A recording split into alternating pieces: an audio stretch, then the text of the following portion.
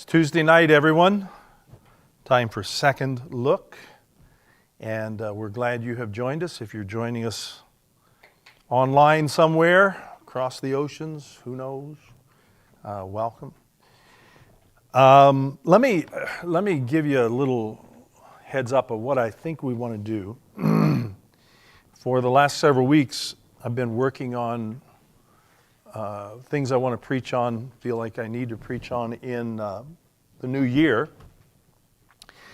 And in January, I've already some time ago asked Tino, Chris, Elaine, and Dwayne to bring a message the 4 Sundays. And that'll help me to kind of see what other people are thinking. But then in February and March, I want to do a Sunday series on the speeches in the book of Acts. There are, depending on how you count them, 18 to 26 different speeches by Peter, by Paul, by Stephen, but also by some pagans. Anyway, I want to do a series, an eight-part series on the significant speeches. And what I want to do is go back to our original intent with this Tuesday night, and that is second look, take a second look at what we talked about on Sunday and explore those speeches in a little bit more depth. Well, to do that, I want to finish Revelation. So here's my plan. This is part of the reason why we are in chapter 17 tonight. We have been talking about how the book of Revelation, there's different ways to read it. You can read it as a chronology, an unfolding chronology. I'm not sure that's the best way to read it. Maybe the best way to read it, and really the way we've been going about it is a series of repeating cycles. We're getting the same story over and over again. Now, tonight we're going to launch into more depth than we ever have before, but you're going to see that it does borrow from the things we've already talked about, and it does sound an awful lot like where we've been already, just more depth. But anyway, for that reason, I want to pick up in 17, work through 17, 18. I'm not sure about 19 because, again, 19 is a lot of what we will have already covered. Just another repetition of the cycle. But then I want us to spend some quality time because we've talked so much about the restoration of Eden. I want us to spend some quality time in chapters 21, a bit of chapter 20, chapter 21 and 22, the two final chapters in Revelation, and get a good look at what Eden restored is going to be all about. And see this thing, and I mean this whole thing, and I mean the whole thing, come full circle. Eden lost, Eden restored. So that's my plan, and I think we can do that here in the next, what have we got, 3 weeks left, 2 weeks left in November, something like that, one, I can't remember. Of course, we won't meet on Thanksgiving. And then a couple in December, and we'll want to break off for holiday and then come back in January. And I think all that together, we can finish the book of Revelation and be ready in February to start and do what the name says, take a second look. This series grew out of a Sunday series on the churches in Revelation. That's how it started. And so we've been second looking back at that for a long time. Well, tonight, Revelation 17, 18. And the focus is going to be, and we've flitted around with it for a few weeks now, Babylon. It's going to be our main focus. So let's jump in. Those that are live and in person, you've got a study guide in front of you. You may want to follow along with that. So here's where we are. We're going to see, and this is one of the reasons I jumped ahead, is we've already covered some of this. A lot of 17 and 18 overlaps with earlier chapters, most pointedly chapters 13, 14, 15, 16. And the way we've been reading, especially chapter 8, we have dipped into all of those. And so we've got a little familiarity. You're going to see, as I say, some overlap here in several significant ways. We're going to see a further discussion of the beast, but we've already encountered the beast, who is the symbolic representation of anti-Eden. and all the chaos that comes with that. The beast is a symbol of all that anti-Eden stuff. And as we have found already, it's drawn from Daniel 7, the beast in Daniel 7. This is a very bad one, the worst one, the most frightening one, the most terrifying one. So we've already become familiar a bit with the beast. We're going to run into that character again in 17 and 18. We've talked a bit about Babylon. We'll continue that discussion tonight. Babylon as a word picture, as a metaphor for the system, that system. Last week, I think we called it the machine. That machine that is the present enemy in John's day as the Roman Empire, but is present in our day, has been present throughout history. That is Babylon, the system that's almost inescapable, that seeps into every facet of life. And primarily it is an agent to lead you away from God Most High. Why? Because of the gods of the nations. And we're going to really get into that tonight in 17 and even into 18. And the judgment of the nations that comes out of that. Because why? Because they listen to the gods of the nations and the system and all of that. And so there is judgment on those unbelievers that have aligned themselves up with the beast and Babylon against the true God and God's people. So again, 17 and 18 are going to continue some of those themes that we've already looked at, but using the language of the Old Testament. Okay? So let's get rolling. All right? Make sure I didn't miss anything here. Yeah, what we're going to see, and we've already touched a little bit on it, is the idea of Armageddon. And we will hit that hard tonight and find out that it's sometimes been portrayed not quite the way I think John meant for it to be portrayed. We'll see that. And the role of Israel and all that. Anyway, we've touched on a lot of those things, the day of the Lord stuff, and we're going to find out that a lot of these themes, as we get into them more, are related to what we've already talked about in Psalm 82. The divine beings, the Elohim who fail. And at the end of Psalm 82, the Lord says, because of what you've done and the way you've mistreated the nations and the way you've abused your power, you will die like men. We're going to see a showdown with those rival gods. It's going to be judgment on the fallen gods in Psalm 82, Deuteronomy 32. So it all comes to a head here. So you'll be glad when we get through this, work through this, that you know a little bit about the Deuteronomy 32 worldview. Let's do this because it's a short chapter. Let's just read through it together. I'm reading from the New American Standard. I won't read slowly. I'll read quickly. Verse 1, 17. Then one of the seven angels, remember we've got these series of judgments that come as different things, and now we've got them as bowls or vials that are being poured out. One of the seven angels who had the seven bowls came and spoke with me, saying, "Come here, and I will show you the judgment of the great harlot." Some of our Bibles say the whore or the prostitute, who sits on many waters. That's going to be significant. With whom the kings of the earth committed acts of immorality, and those who dwell on the earth were made to drink with the wine of her immorality. And he carried me away in the Spirit into a wilderness, read desert, place of chaos, place of death.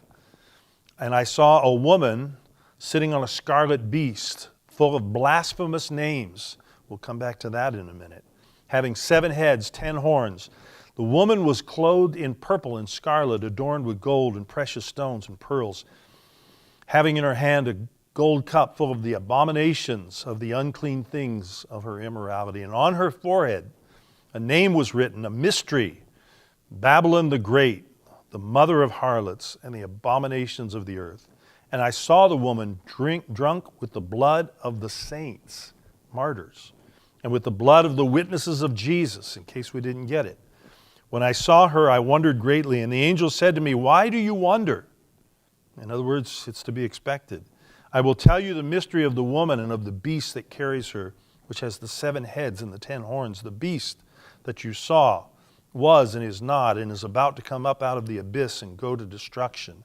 And those who dwell on the earth, whose names has not been written in the book of life from the foundation of the world, will wonder when they see the beast, that he was and is not and will come. Here is the mind which has wisdom. The 7 heads are 7 mountains on which the woman sits. And they are 7 kings, 5 have fallen, 1 is, and the other is not yet come. And when he comes, he must remain a little while. The beast which was and is not is himself also an 8th, and is one of the 7, and he goes into destruction. The 10 horns which you saw are the 10 kings, who have not yet received a kingdom, but they receive authority as kings with the beast for 1 hour. These have one purpose, and they will give their power and authority to the beast.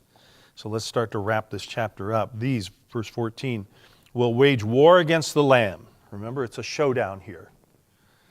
They will wage war against the Lamb, and the Lamb will overcome them, because he is the Lord of lords and the King of kings. And those who are with him are the called and chosen and faithful. And he said to me, the waters, this is the angel speaking to John now, the waters which you saw where the harlot sits are peoples and multitudes and nations and tongues. And the 10 horns which you saw, and the beast, these will hate the harlot, and will make her desolate and naked, and will eat her flesh, and will burn her up with fire. In other words, they'll turn on her. For God has put it in their hearts to execute his purpose by having a common purpose, and by giving their kingdom to the beast until the words of God will be fulfilled. Last verse, the woman whom you saw is the great city which reigns over the kings of the earth. Okay? So a lot of content there. Let's see where it takes us here. As I said, there's a lot of overlap with what we've already seen, so we're not going to go through everything here.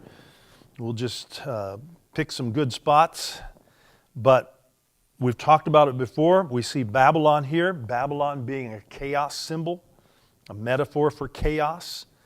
And look at what's happening. The focus is on the identity of Mystery Babylon and how that is rooted in the Old Testament, especially in Old Testament descriptions of idolatry, and we're going to look at that specifically in Justice to the Nations. We'll look at that. So what's happening here? I mean, for John and the people of his day, what's happening? When the church begins, it enjoys relative peace. I mean, Paul manages to get in trouble when he goes city to city, but overall, there's not a wholesale persecution against Christians during the first century. Why is that? It's because the Roman authorities had exempted one and only one group of people from the emperor cult, from acknowledging that the Caesar at Rome is God, God in the flesh, Son of God, they called him. That's why the first one that took that title was called Augustus. That wasn't his name. His name was Octavian, but he took the name Augustus. We know Augustus Caesar. It means he's the one who's over all. Well, the Jews were the only people that were exempted. For whatever reason, and we won't go into it, the Romans said, we give up. We can't bend these Jews. So we're going to exempt their religion. They don't have to, once a year, throw a pinch of salt at the idol of the emperor, which is all you really did. But you were acknowledging with that he is God. We're not going to make the Jews do that. And they didn't make the Jews do that. Well, the early Jesus followers benefited from that because the Romans assumed it's just another branch of Judaism. There were a lot of different kinds of Judaism. Pharisees, Sadducees, Herodians, and the Essenes, and on it went. There were a whole bunch. There were some that were devoted to the temple. There were some that were devoted to the word. There were just a lot of different kinds of Jews, and the Romans recognized that, so they thought, oh, here come these Christians who say they've got a Messiah. All right, they're just another form of Judaism. And at first, an overwhelming majority of the first Jesus followers were Jews. So as time went on, though, there are people that are non-Jews. They let it go for a while, but toward the end of the century, which is when John is writing, the Romans begin to smell a rat. And they're not going to exempt the Christians. And that's when the persecution starts. And that's the timeline for where we find John here and these first century followers, is they're discovering, the Romans are discovering that there is a significant difference between temple Judaism, rabbinic Judaism, and what these people, these Jesus followers, about. Plus, by this time the temple has been destroyed and Jerusalem has been sacked by the Romans, so Jews are in bad odor, period. So it's not even a good cover to try and come under. So that's where John and his audience is in all this. So the focus now is on the identity of this mystery Babylon. And we know it's rooted in the Old Testament, so we're going to take a look at that, especially in Old Testament depictions of idolatry. Now, when you're talking about Babylon, you're talking about a system, okay? That's important to remember. We see mention of Babylon here. We've seen mention of Babylon before. And when we're talking about it, we're talking about a system. Because after all, the city of Babylon is not much at this point. It's a dusty heap of ruins. And the Babylonian Empire long ago dissolved, long ago dispersed, overrun. There's no such thing anymore.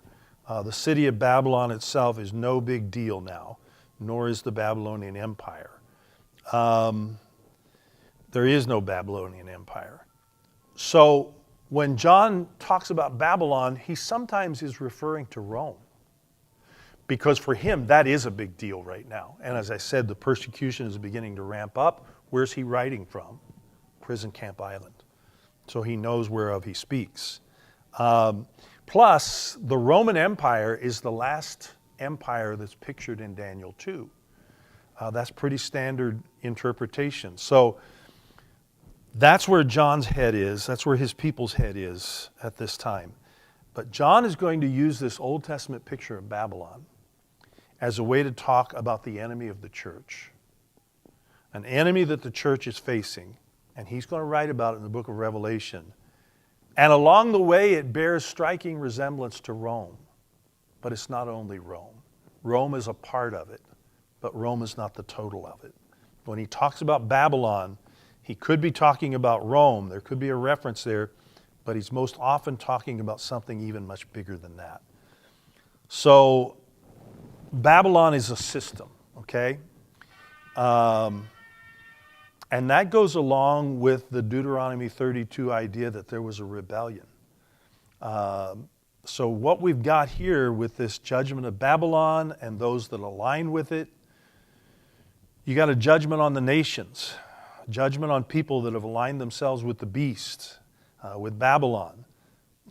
These other nations that are against not Israel at this time. In this case, it's not ethnic Israel that this Babylon is against, but against the new Israel, against the church. And let me just say a word about that. A lot of times people read the New Testament, and especially passages like this in Revelation, with what they have in mind is what's called replacement theology. The idea, and this is very popular and has been for a long time, the idea is that Israel, in the grand scheme of things, has been replaced by the church. That's called replacement theology. You can see why. Replacement theology is made up out of whole cloth. There is nothing in the Word that says that. In fact, the exact opposite. God still has a living covenant with the people of Israel. Even those that have not embraced Christ, He has not abandoned them. He has not replaced them. So when I'm talking about this new Israel, the church is the new Israel, I'm very careful to try and say the church is a new Israel, not the new Israel, because that is closer to the truth. We are very Israel-like in some fashion, and here in Revelation we're very Israel-like in that we're opposed by the nations, we're opposed by the system, we're opposed by what John is calling Babylon, okay? So we're very Israel-like in that.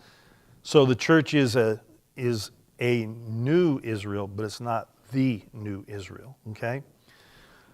So here we are in the book of Revelation, and you see these judgments being played out. It's day of the Lord language. And another thing that's being described in 17, 18 is the death of the gods. We're going to see that. With this, the demise here, we're going to see Babylon fall. We're going to see the beast defeated. You're also going to see the final death of the gods. We've led up to, and now we're smack in the middle of dealing with the fall of Babylon, the system, and the death of the gods. And that will take place, we're going to find out, at a location called Armageddon. Now, the typical interpretation of that is to draw a line between Armageddon and a sound-alike place called Megiddo. There is a place called Megiddo, the plain of Megiddo. And it was a place that had seen a lot of battle action through the centuries. A lot of blood has been spilled in the valley of Megiddo. It's a flat place. It's a natural place for two armies that would just charge at each other and slaughter each other. There are lookouts and that sort of things because it is a natural valley. It's not hard to get to. And so a lot of battles have been fought there. And down through the years, a lot of interpreters, when they see, there's this showdown at Armageddon between these rival gods and Babylon and the beast on one side and the incarnate God on the other side and the saints. And they say Armageddon, it says Armageddon is where that will take place. And so people have simply, just because it's a sound-alike word, said, that's in Megiddo. But the word Armageddon, and you may want to get this down, is a different word. It's two words. I put it on your sheet here. Har Moed. It means literally the mountain of the assembly or the mountain of the council. Where is it on earth that God is in council? It's Jerusalem. It's the Temple Mount, known as Zion. That is Armageddon. The final showdown between the forces of darkness and the incarnate God will take place on Zion, in Jerusalem, not in the valley of Megiddo. That is Armageddon. And the reason is because it's the mountain of the assembly.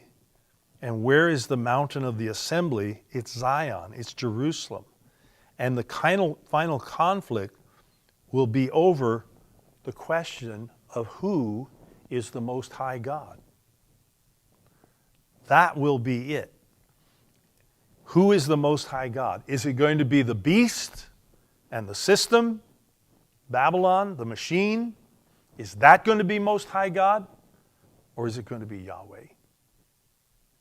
And so you get Yahweh incarnate, the risen Christ, is the one who fights the battle against the beast and against Babylon and fights it at the mountain of the assembly, the mountain of the council. That is Mount Zion. That's where people meet God. You see? Remember what the temple is. It's a mock-up of Eden. What is Eden? It was God's home, where he could be with his divine family and his human family. And we know that all got messed up. So here we're bringing it all to a head here.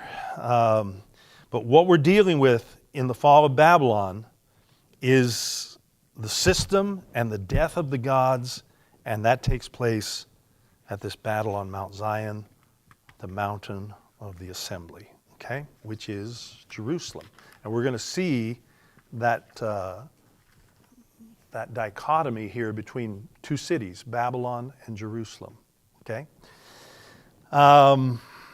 So let's jump in a little bit further. You got the contrast, Jerusalem and Babylon. And you're going to see them, and we've seen it already. Jerusalem is the bride.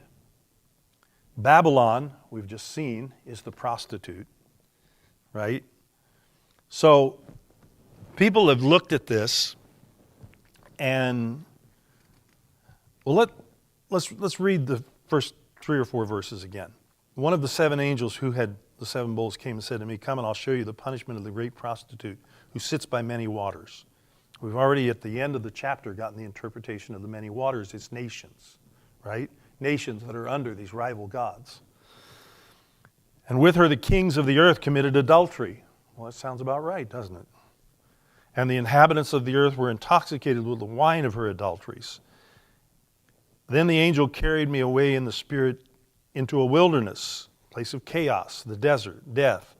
And there I saw a woman sitting on a scarlet beast that was covered with blasphemous names, had 7 heads and 10 horns, full of blasphemous names," it says. So, what are these blasphemous names? Well, those are spiritual competitors. They're the names of the gods of the nations, the rival gods. And she's full of it. The system is full of them, you see? And they're in the wilderness. That's the realm of the dead. That's cosmic chaos. This whole scene is anti-Eden, you see? That's what's going on here. In this contest between, who's going to be the most high? Is it going to be Yahweh, or is it going to be Babylon, the gods of the nations? So what we've got here is this prostitute. "I saw a woman sitting on a scarlet beast that was full of blasphemous names and had 7 heads, 10 horns." Verse 4, "And the woman was arrayed in purple and scarlet, adorned with gold, jewels, pearls, holding in her hand a golden cup full of abominations, impurities of her sexual immorality." She's a seducer, you see? "And on her forehead was written a name of mystery, Babylon the Great, mother of prostitutes and of the earth's abominations. And I saw the woman drunk with the blood of the saints and the blood of the martyrs of Jesus." So what have we got here? Well, you've got spiritual adultery. That's what's pictured here. We're not dealing with literal adultery, but you know that adultery, especially in the Hebrew scriptures, in the Old Testament, is a picture for idolatry, for spiritual unfaithfulness. So when it talks about this prostitute, this seducer, Babylon, the system, it talks about her as spiritual adultery, you see, spiritual unfaithfulness. And it's the gods of the world that are going to be aligned against the God of Israel and against his people. That's what's happening. This is the end of days scenario. This is the day of the Lord. It's the final judgment, and it's the final judgment of the gods that she has accumulated with her. They're with her, these blasphemous names, you see? So that's what's going on here. You've got all this adultery stuff, or think of it as fornication stuff. You've got the harlot. These are ways that the Old Testament talks about idolatry and loyalty to some other god. You've seen that over and over again. The gods that were allotted, appointed to the nations back in Deuteronomy 32, the rebellion of the Tower of Babel in Genesis 11, when God disinherited the nations and they said, "We don't want to be under your name." He says, "Okay, knock yourself out. You're now assigned to these gods. See how you do with that." But Israel, he says, or Jacob will be my inheritance. And that's the story of the Old Testament. So you've got the Deuteronomy 32 worldview here. Your radar should be pinging when you see some of this stuff. Because we're not talking about an end-time system here. We're not talking about breaking a code or last day's calendar. We're talking about how that system is going to be destroyed. And along with it, the gods are going to be judged. So let's get back to the woman for just a minute. Her description includes seated on many waters. The immorality theme and all that is on full display here. I talked about the replacement theology, and some of that is driven by just anti-Semitism, People want to reject the idea that God has anything to do with Israel for some very strange reasons sometimes. But it shows up a little bit in the way people sometimes interpret this passage. And they say that this prostitute is Israel or Jerusalem. And Israel is unfaithful at times. And she is called out in terms of unfaithfulness. I think about books like Hosea, But there is a difference between an unfaithful wife and a prostitute, isn't there? They might be similar in some respects, but there is a difference between an unfaithful wife and a prostitute. And there's also a difference between somebody who's seduced and a seducer. And what have we got with this harlot of Babylon? It's not an unfaithful wife, it's a prostitute. Israel sometimes is an unfaithful wife. But that's not what we're seeing here. We're seeing a prostitute. And we're not seeing somebody who was seduced. When Israel would go off after these other gods, it was seduced by those other nations, by those other gods. That's not what we're seeing here. We're seeing a seducer, you see. So it's not Israel that we're looking at here. We're looking at Babylon here. Prophets often portrayed Israel as a woman, sometimes as God's faithful bride, sometimes as an adulteress or unfaithful to him. And you've got that here in Revelation. And it's also paired with these two contrasting cities, Jerusalem and Babylon, bride and prostitute. You see? So this is not Jerusalem, this harlot that is riding on this creature. There are a couple of times in the Old Testament the prostitute is portrayed, but it's never Israel, it's never Judah, it's never Jerusalem. It's an evil world system. I'm thinking of a couple of prophecies about Nineveh and Tyre. We won't take time to go into them, but those cities are portrayed as a prostitute sometime. Well, why would that be?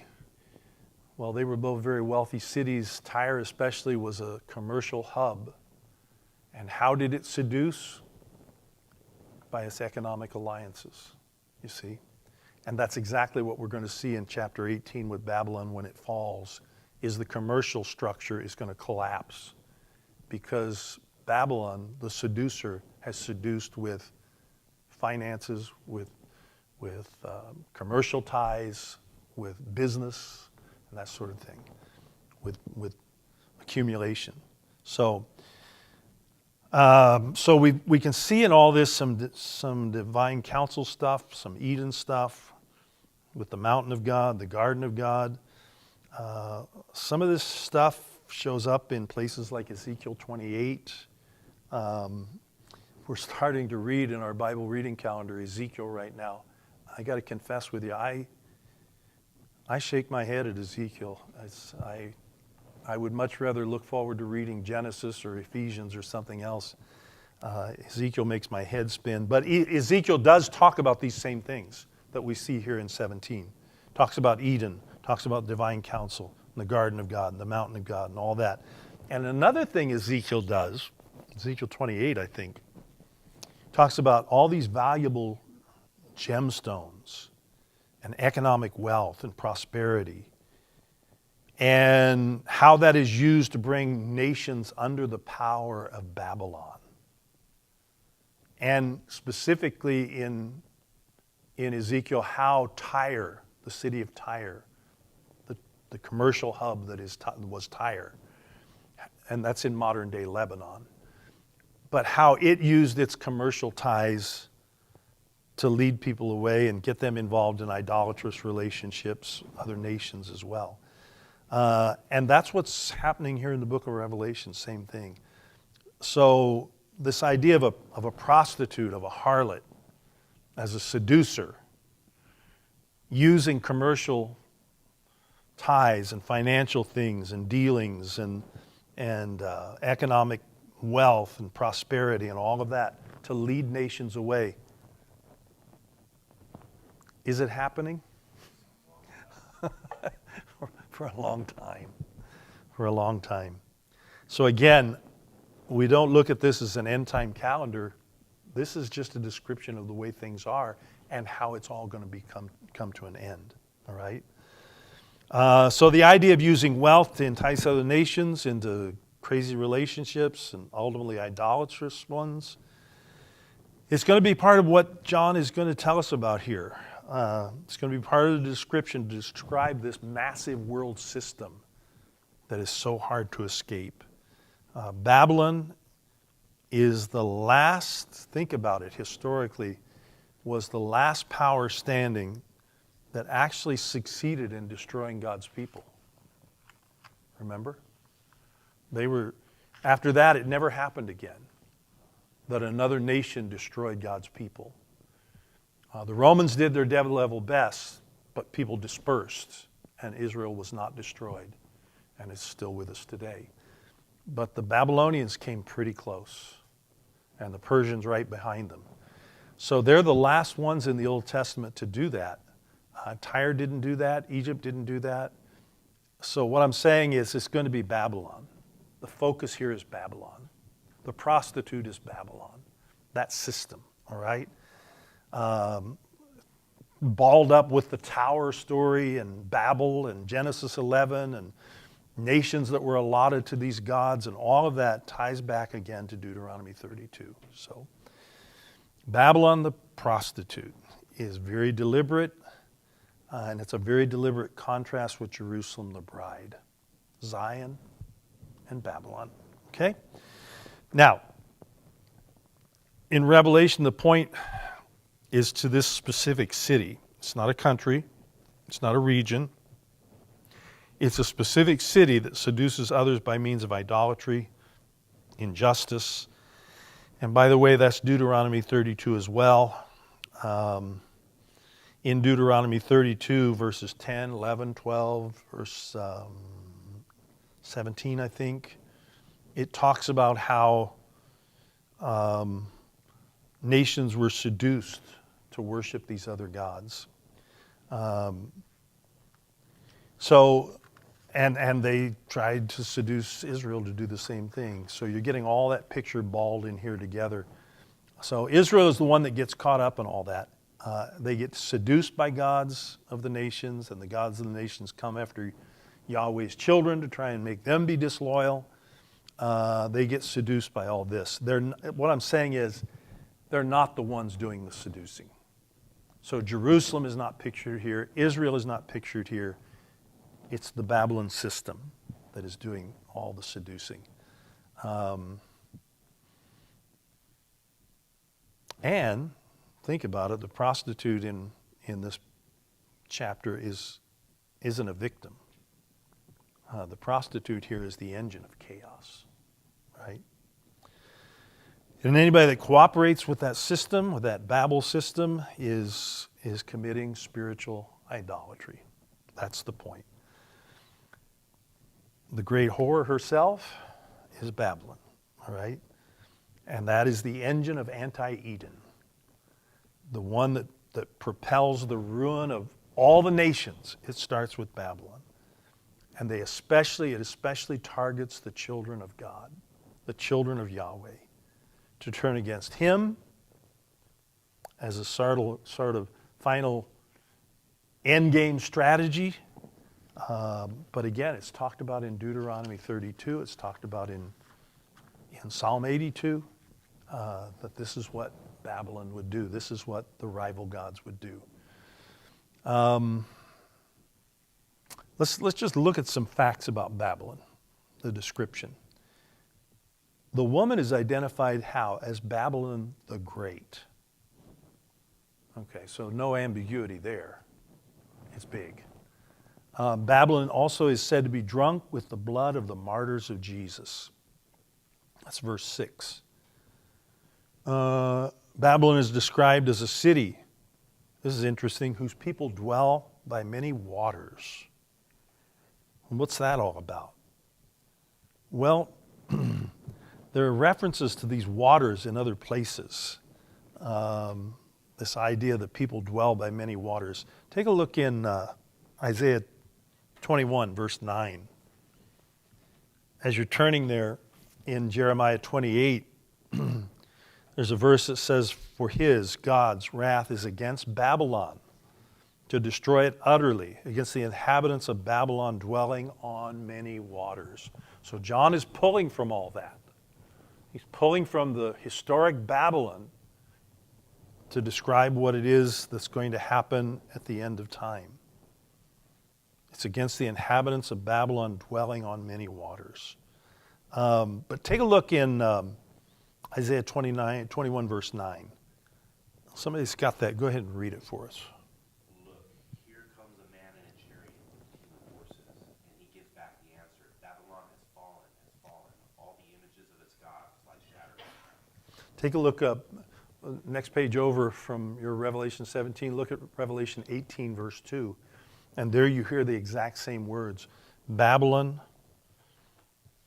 is fallen, is fallen. It appears in Revelation, but it's clearly drawn from Isaiah 21, verse 9. Same wording, exactly. You're talking about Babylon here, again, not Jerusalem or something else.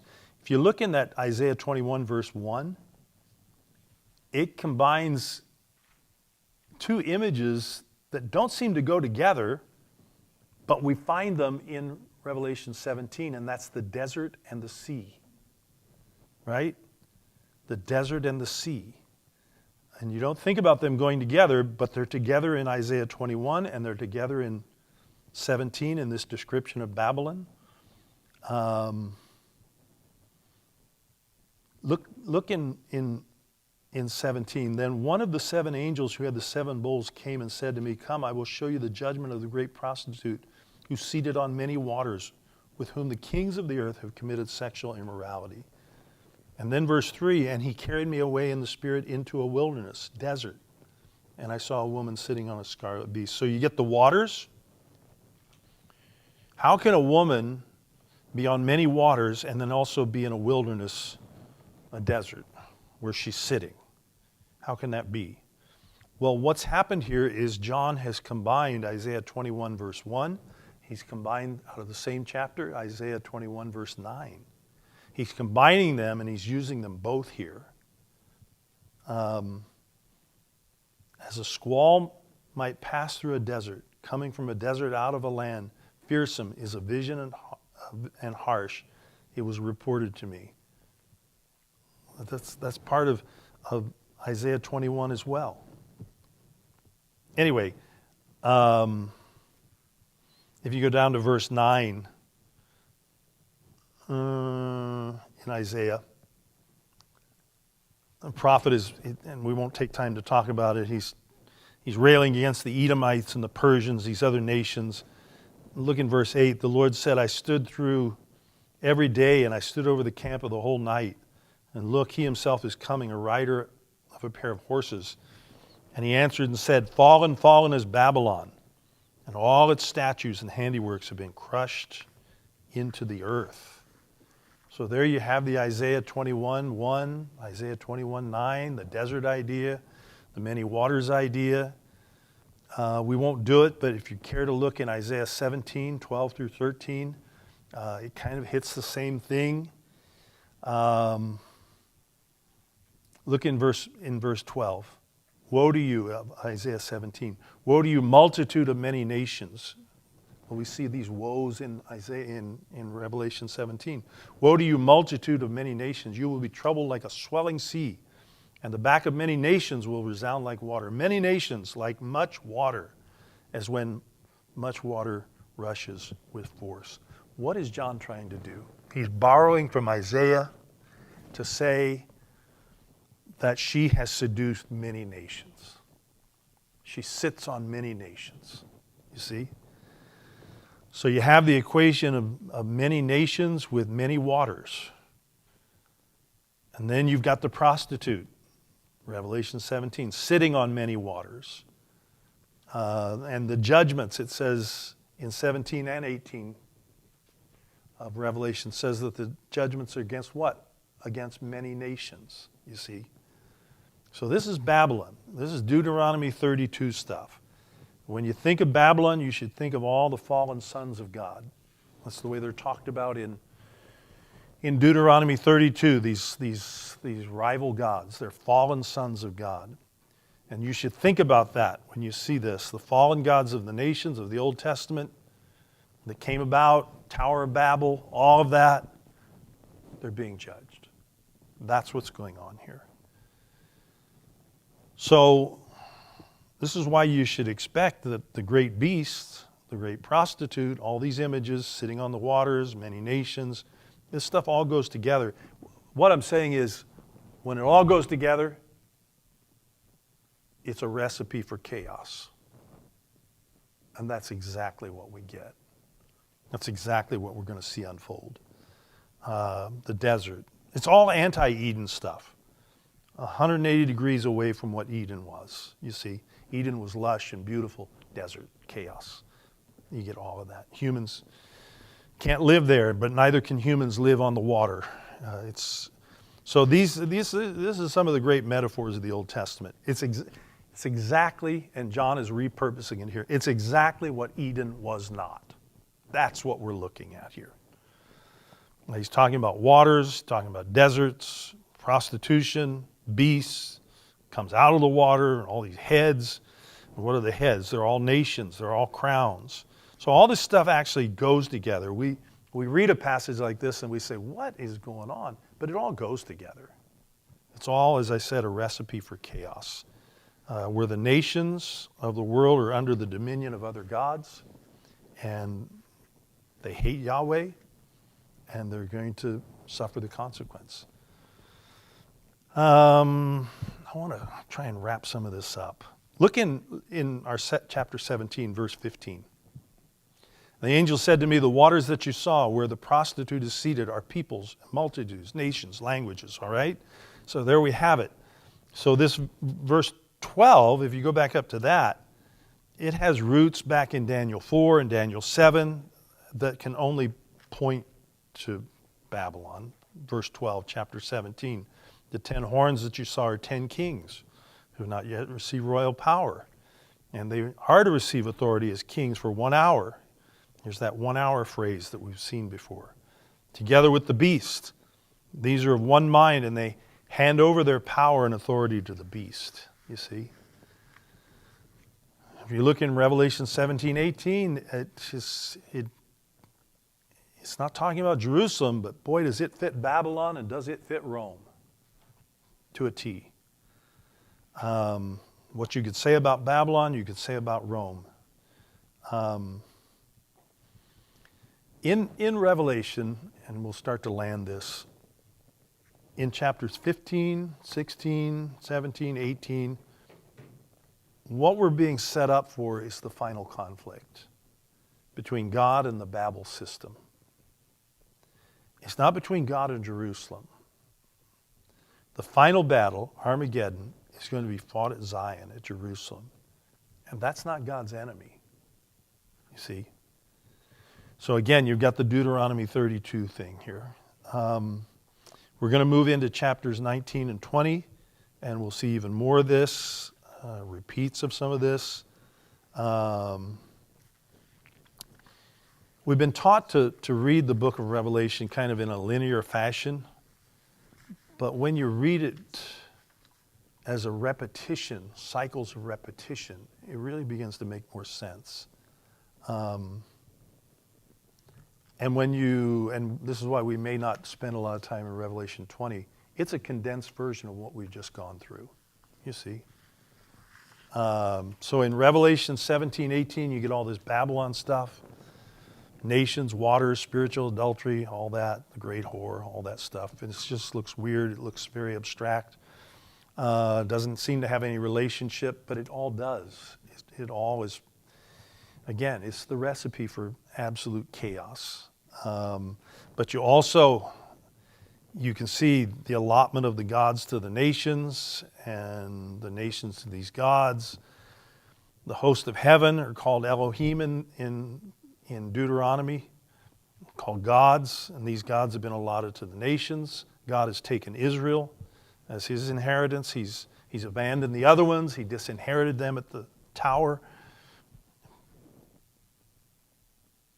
But he's trying to restart things. Several times in the Old Testament, it seems like God is trying to kickstart Eden, but people don't respond. And that's what he was doing with Abraham and his wife. He was trying to kickstart Eden, get it going again.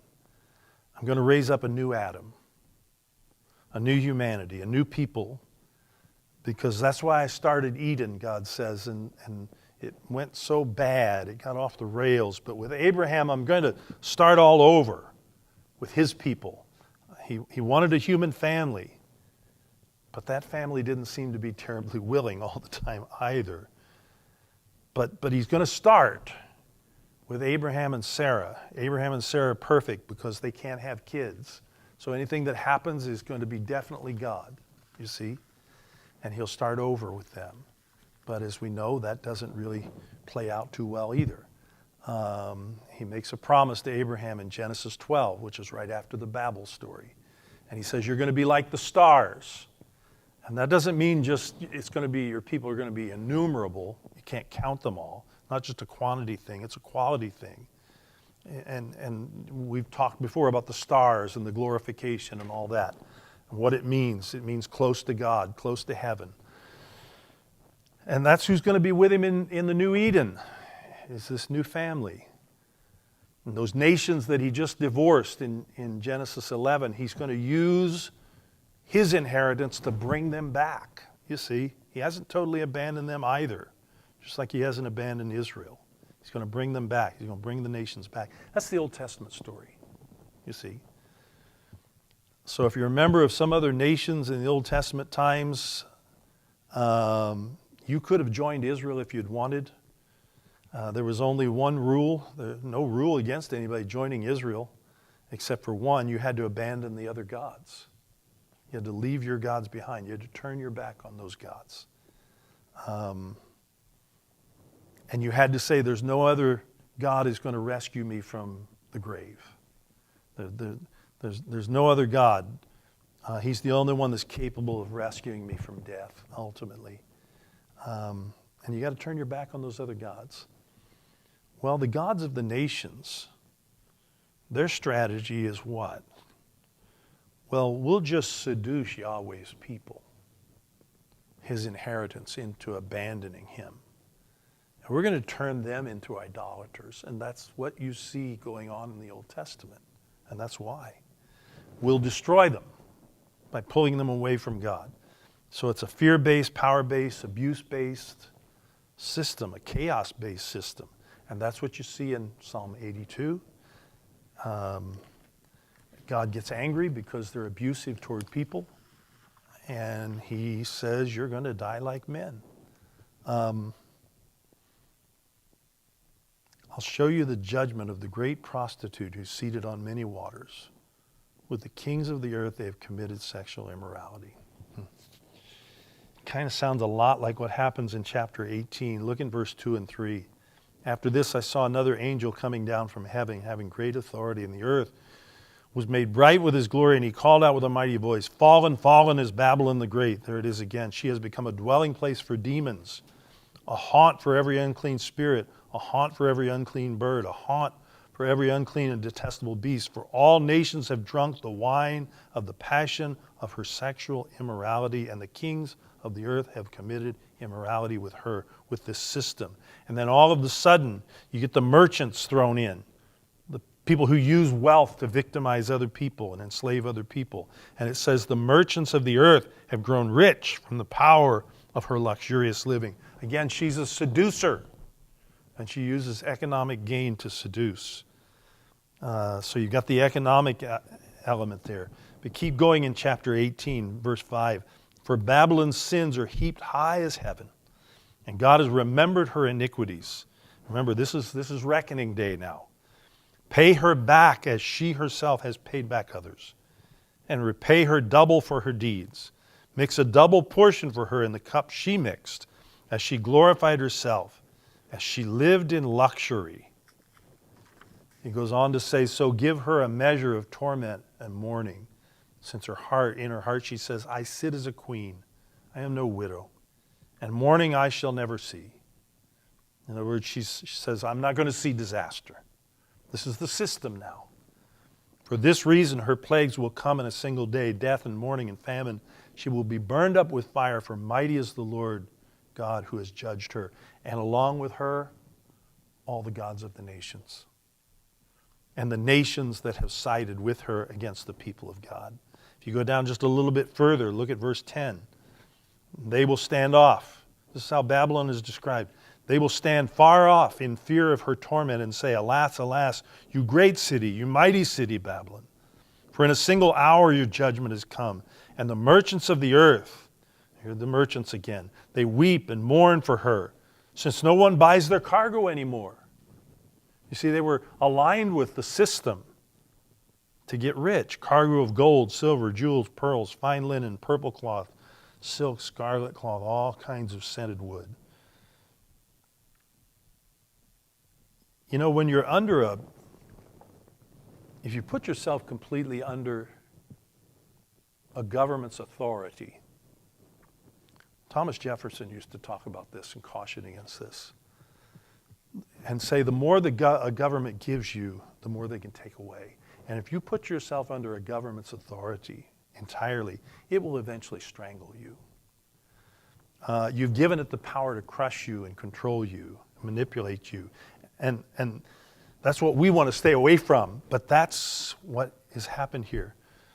The system, the power system, has trapped these people. It has owned the nations. And they're going to suffer greatly. To try and get out from under it is hard. You're going to suffer because it won't allow you. The system won't allow you to get out from under it. It won't tolerate you excusing yourself from the arrangement. You see, it owns you. So what we're talking here is an abuse of power, opportunity for chaos. Again, back to Psalm 82. The divine beings that abuse their power and enslave nations. So this is why the book of Revelation paints this Babylon picture in economic terms. That's why you get all this merchant talk here. It goes right back to Psalm 82. It was a seducer, and it will be finished. It's abused of the people of power is what angered God. It's exercised power over people in the wrong way. And it's caused nations to do bad things. But ultimately, the bus driver is not the nations. It's the powers of darkness behind the nations. Again, the rival gods. It's a sinister intelligence that wants to destroy, wants to enslave, and wants us to worship it.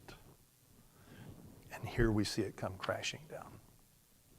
That's why you can have Eden again, because it's gone. So, anyway, we'll pick it up. I'll take a look. Again, 19 and 20, there's not a whole lot new. It's a cycle of repetition. We may pick it up at chapter 21. So if you want to read ahead, I'd like us to spend the balance of our time talking about Eden restored. I'm tired of all this nasty stuff. I hate the nasty stuff.